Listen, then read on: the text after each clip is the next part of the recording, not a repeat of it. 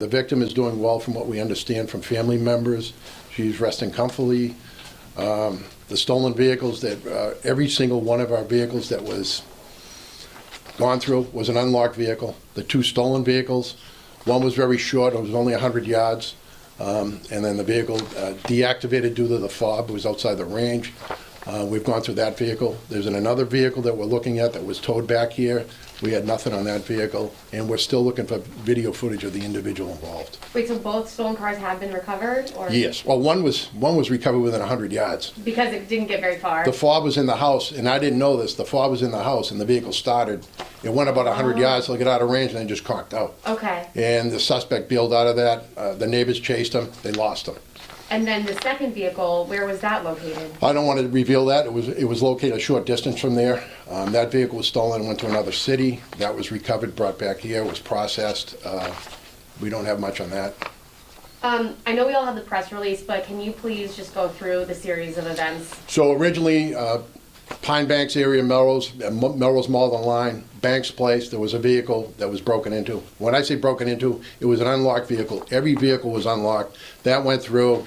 About a quarter mile away from that incident, there was a house. The front door was unlocked. The suspect entered the vehicle, entered a bedroom where the victim was, demanded her car keys, her purse. A fight ensued. She was cut one side of her neck, superficial wound. She went to a hospital for precautionary reasons. She was bleeding pretty good. She actually fought with the individual, went outside, struggled with the individual. Her dad woke up, he came down. The suspect fled. Short distance from there, a street called Felton Place, there was a vehicle there, unlocked. A fob was in the house. Somehow the vehicle activated. It went approximately 100 yards and conked out. Within a period of time there was another vehicle stolen. And like I said, I don't want to reveal where it wound up, it was being recovered from, because we're still following up on leads over there. And that's where we're at right now. Does this all appear to be random? All random, all random. In every case, something was unlocked.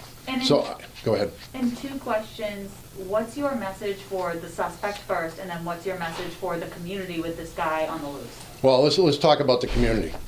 First and foremost, this was a random act. In every case, there was an unlocked vehicle or the front door of the house is locked.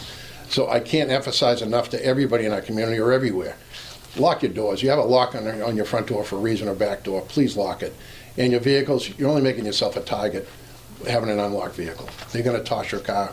And if there's something in there, they're going to take it. And that's what I believe that this individual is looking for. But as far as the individual, turn yourself in. He may laugh at me, but at some point he may get apprehended. How rare is this type of incident? Extremely rare. Very rare. In all my years, I can't ever think of a home invasion in Melrose. Is there any reason why that particular home could have been targeted at all? I spoke to a couple neighbors this morning who were telling me that there's been a police presence at that home in the past, police issues at that home in the past. Is there anything to that? No relation to this. That was family problems. There's no relation to that. Not at all. And you know what? A great asset to us has been ring cameras, or door cams as they call them. And we're getting a lot of footage from them, and we're still going through that. Is there anything else you'd like to say to community members who are probably feeling a little bit if you think of something, how small it might be, please contact us. 781-665-1212.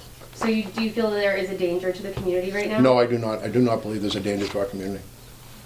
And to have someone go in, not only into someone's house, but into their bedroom and fight with them, I mean, can you speak to that Well, interviewing the victim, she thought she was dreaming. She couldn't actually believe it, and I could see that happen to anybody.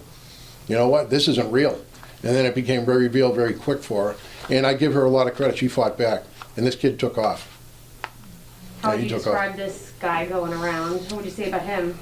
You know what? A pretty brazen individual. You know what? Give yourself up before something really happens to you. Or you really do something you can't come back from. Did you say that neighbors chased him off in one neighborhood? No, that was where the first stolen vehicle was. The woman came out of their house screaming when she heard her car start. She's running down the street. I do have some video footage. They're trying to clean it up now because there's some real strong language on there that we would love to send out. But it really doesn't give you a description of the suspect. But clearly this woman was quite irate. Neighbors came out and they lost him. Did this all happen in the area of Line Street, or was there... Within a third of a mile. I mean, originally police were at the Line Street, and then the second call came in for the stolen vehicle. moments later. So he made pretty good time. All right. Have you been getting calls and tips in, or? Quite a few tips, and the detectives are following up on every one of them right now. And do you think that this is a local person that lives? I don't believe this person's a Melrose person at all. No, not at all, from what we get so far. And I don't want to reveal too much because we are following up in another community.